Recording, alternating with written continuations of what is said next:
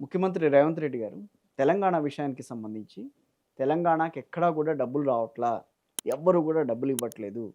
So, ఇది పరిస్థితి. కేంద్రం కూడా డబ్బులు ఇవ్వట్లేదు అని చాలా నిర్మోహమాటంగా బయట చెప్పారు కదా! ఎందుకు ఢిల్లీకి వెళ్లి మీరు ధర్నా చేయలేకపోయారు? ఇప్పుడు దయచేసి అర్థం చేసుకోవాల్సింది ఏంటంటే ఫస్ట్ రిక్వెస్ట్ చేస్తాం. హ్మ్. ఆనాడు కేసీఆర్ గారు రిక్వెస్ట్ చేయలేదు. 9 సంవత్సరాల కాలం పాటు BRS party Bharatiya Janata party సహకరించింది. హ్మ్. సహకరించినప్పుడే తెలంగాణకు తీవ్ర అన్యాయం జరిగిన మాట వాస్తవం.